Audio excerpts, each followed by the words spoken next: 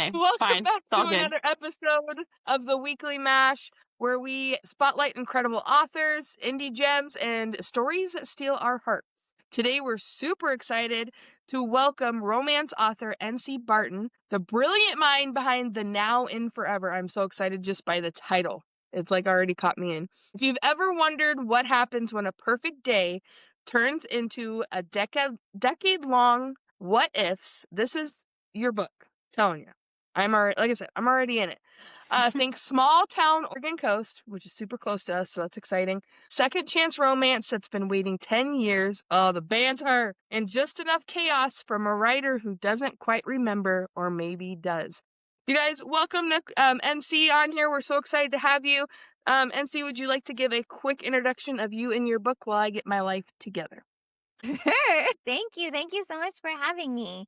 Said it all. So it's called The Now and Forever. Dun, dun, Oh, dun, it's so pretty. dun. Love And that. oh, can you see it? I know. Isn't it pretty? Beautiful. Mm-hmm.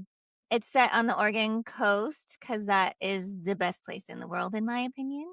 Mm-hmm. And Hattie and Ed spend the perfect day together. They meet at a bookstore where they work and they have the perfect day. And then they decide to meet again in 6 months, kind of a romantic before sunrise inspired idea. And the things don't really work out. And then 10 years later, they end up at a beach house with friends spending the summer together. And somewhere in the Ooh. middle there, she tried to track him down at his book signing and he did not remember her at that book What? signing. I know, it's so heartbreaking. Yeah, so now they're stuck together. Does he remember? Doesn't he remember? Will they rekindle their spark? Have to Oh, read Oh and my find out. gosh. I Talk love about that. heartbreaking. It is. Have you ever had that happen where you ran into somebody that you maybe had a crush? I've actually had that happen. Mhm. So that part was a little bit based on reality where like I had this crush on this person and it was like in middle school. And I ran into them years later and they totally didn't even know who I was. Oh, And you're like, We did not oh have any my kind of gosh, I had the relationship or biggest crush anything on you. beyond my crush, but it was just, ugh. yeah, the devastation. Goodness. Yeah. Yeah. Yeah. It Yeah. starts So off with that. I work at the I elementary love school. the second chance. Yeah. Second chance is like, so I'm excited. It's my favorite. I work at the elementary school that Miranda and I went to, like, when we were in elementary school. And there was a couple boys, like, in that school that I had major crushes on. And I've seen, like, one or two of them. And I'm like, oh my gosh, does he remember me? Does he remember me? And I'm like, oh my gosh, does he remember me? And yeah, I don't know if they do because I never talked to Yeah. them.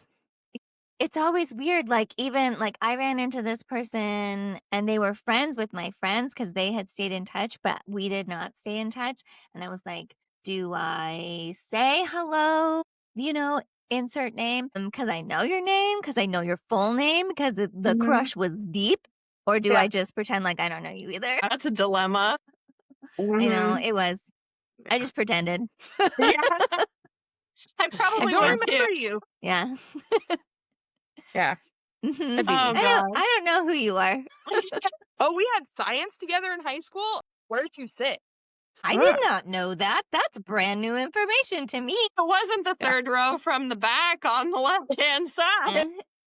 The locker was not 172. It was not.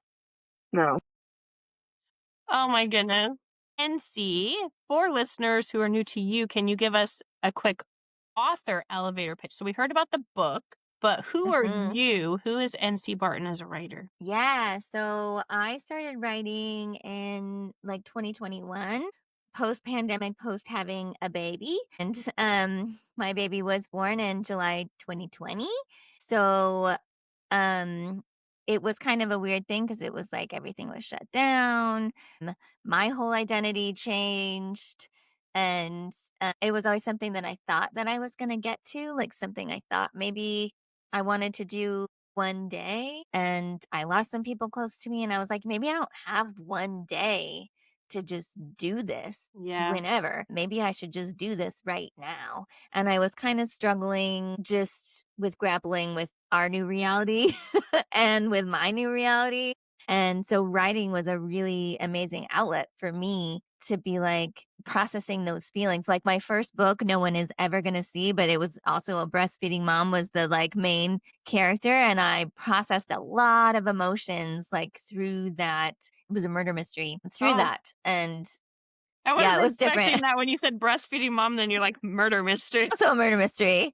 And it was like one of the heightening stakes thing is like she got mestizus in the middle of the Oh, book.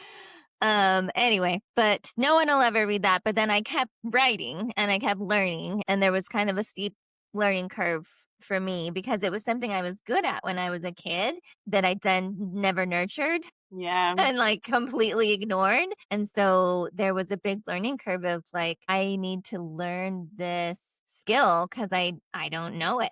Mhm. Um, so I wrote many, many books. I'm a little bit compulsive, so I write every day. So that gives me a lot of chances Yeah. to like write a lot of things. And then this book that is out now is I think my seventh book, but my first published book. Oh, wow. Yeah. Wow. It's the one that I worked on and worked to a place that I was like, you know what, this feels like my debut novel. It's gonna be. So it is. Yeah, I Yeah. love that. Yeah, I've thought about dabbling in some writing, and it's funny that you say like that skill, you lose it if you don't use it. And so when you're Yeah. in middle school, high school, and you're really good at doing this creative writing, and then life just gets in the way, you have to jump back in. But like, where are you starting from? Are you at a point where you feel like you're capable of putting something out in the world, or do you have to really like dive in like you did with it being your seventh book and then having Yeah. that confidence to be able to put it out in the world at that point. So I definitely get that. That's super cool. Yeah. Yeah. Sorry, change of scenery. You're back. Change of scenery. That's okay. You're good with where you were continuing. Go ahead. Okay. So let's dive into the now and forever. Without spoiling much, what can readers expect from Hattie and Ed's story? Yeah, Hattie and Ed's story is interesting. It has a lot of elements from a lot of things that I love and a lot of things that I identify with. Like, there is a little bit of alternative culture involved. There is a stick and poke tattoo scene. There's a lot of songs that I love that are interspersed throughout. And Hattie and Ed, Hattie is at a really low place in her life when they are spending the summer together in the current timeline. It's a dual timeline. So you get snippets of their perfect day. But in the current timeline, she has lost her job. She's an English teacher, and the high school where she worked closed down because there's not enough kids to fill it. And so she lost her job, recently ish divorced. Um, life is really not going the way she thought it was going to go, like at all.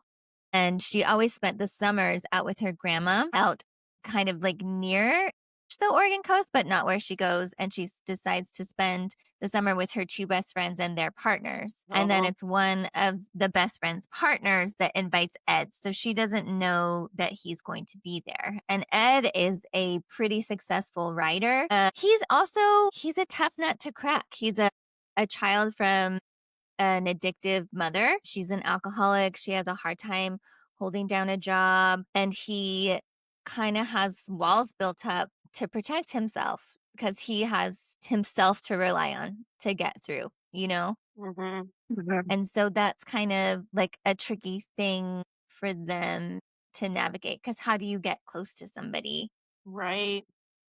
with those walls built up? Yeah. But they do both share a love of writing. She is not published, but maybe would like to be someday. And he is struggling writing his second novel because his first was such a like out of nowhere success. And he has that kind of like, maybe it was a fluke. Maybe it's not Right. me. Yeah. Maybe Yeah. I don't have it. But they really have something that they see in each other. They really have something where they're able to open up to each other in ways that they can't with other people. I'm so Sounds intrigued. I good. can't wait to pick this up. Yeah. I know. All right. Yeah. So we have your book, we have the dream chasing, we have the heart chasing. We know that Hattie's torn between opening her small town bookstore and then risking her heart on Ed again. What inspired you to Mhm. mix those 2 dreams together? Yeah, well, Hattie has a lot of dreams, and so she kinda has to pivot, but she is not so much of a, like, optimist, I guess you would say, like, so head in the clouds that she would pursue her writing and think that's gonna be my job now because she's a realist. But there is a bookstore for sale in the small town where they're visiting Wow. for the summer, and it's something that she's always wanted to do, and it's something she's always kind of had in the back of her head, kinda like my writing, like a Yeah. dream that she wanted to pursue, and with losing her job and, like, a little bit of extra capital from the divorce, like, what's stopping her? But, Ed, through their conversations, he's not really into small town living, and she is. So, yeah, it's tricky. It's tricky to navigate those things with somebody else. Yeah, sounds very tricky. I I can't know. Yeah. wait to figure out what she decides on and how Yeah. Ed supports or doesn't support her decision. Yeah. Now I have to know, do you follow? I didn't quite catch that question. I Was it, know. do all romances have to have a happy ending? Yes. Yes, they do. They 100% do. And if Nicholas Sparks is listening, listen. Lean in. A Walk to They Remember is absolutely the first book that ever made me 100%. cry.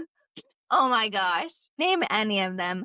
Yeah, they 100% have to have a happy ending, in my opinion, to be a romance novel. Like, rest assured, my fellow anxiety ridden people that want to read this book, it has a happy ending. Yeah. You're going to be okay. It's going to be okay. Oh, goodness. I'm glad to hear that because, yeah, we like the HEA over here for sure. Yeah. Yeah. Yeah. Yeah. Same. Okay.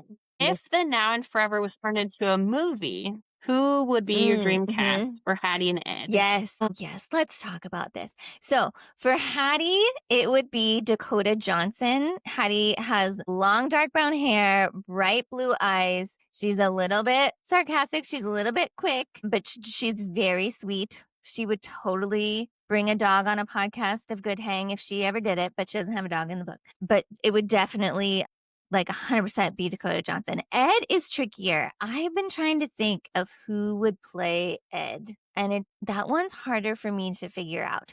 When I always cast them before I write the book so that I have a like more visual representation of my characters, and what I grabbed from him was a picture of like nobody. Yeah. But they were very tattooed and had a suit jacket, but with a band T-shirt. Ed rocks that look quite a lot. He's a skater. He's a skateboarder. Always will be at heart, but through some injuries, has taken to running more recently, and for his general health. But he's always going to be a skateboarder at heart. He has knuckle tattoos. On one side it says "read," and on the other side it says "write." Oh, I love that. Yeah. That's cool. But Hmm. I'm not sure who would play him. I have to think about it. Yeah, I don't normally know. when authors don't have an idea, we like throw it out to the followers. Like if you read Yeah. the book and you have an idea of who you think would be a good cast, throw it in the comments 'cause that Yeah. would be Yeah, interesting. do it. Yeah. I would love to know. Yeah, I keep thinking about it, and everyone I've thought of is like, not quite right. Yeah. Yeah, it's tricky. Yeah, we'll see what everybody else thinks. Let us know if you read the book Yeah. what you pictured. What's the most chaotic reader thing, or excuse me, chaotic writer? I'm a chaotic reader. Chaotic writer thing that you've done that Ed would totally approve of. That he would approve of? Yeah. Oh, because yeah, he is chaos. He is always, always moving, and there's always, always chaos. I am a little bit of a chaotic writer sometimes, just in my general process, because sometimes, like, I work and my daughter's 5, and there's only so much time in the day. But when you get the ideas, you get the ideas, and I don't want to lose the ideas. So, like, Right. I have texted myself, voice texted myself in the car. I have written it in the notes app. I've emailed myself. I've written it on tiny scraps of Post-its and then put the Post-its into my sweater pocket and then lost them.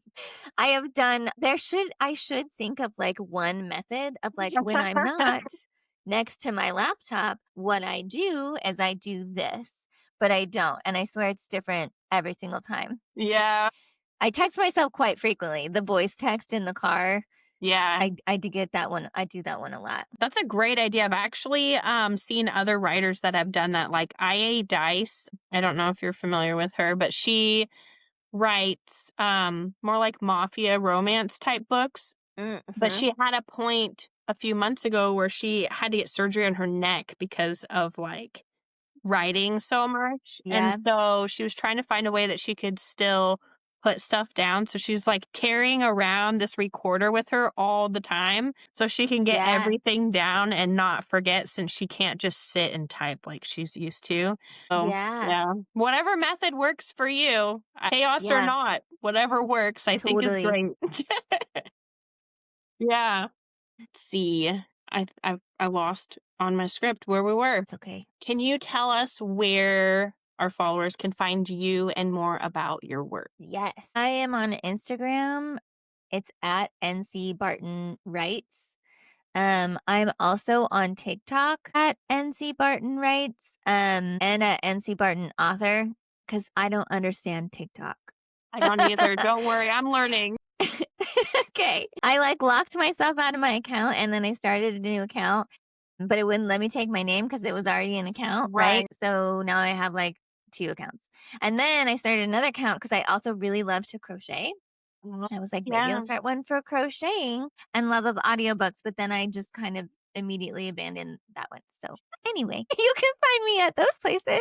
I'm on Instagram a lot most of the time. Yeah. And I have a link tree on there. I have a website. I have a podcast where I also interview authors called So I Wrote a Book. Now What? Yeah, it's mostly focused on like the writing process and like what do you do once you write a book? Because in my naivete, I thought you wrote a book and then you were done and then you published your Right. book, but you have to like edit it and stuff. Mhm. I know. Through this process, I've learned so much about the indie author process of finally getting published, and the different formatting for doing like an ebook versus Yeah, doing the hardcover or a paperback. So I completely understand needing to yeah, like chat with other people and figure out how you can get all of those things going in the right place. Gosh. it's okay. Okay. Mashers, welcome to the chaos as usual. Make sure that you are following NC Barton. I will have everything linked into the captions below so that you can access socials, website, just like she mentioned. Don't forget to check out her podcast. I'm going to check it out too. And then until next time, keep mashing those books.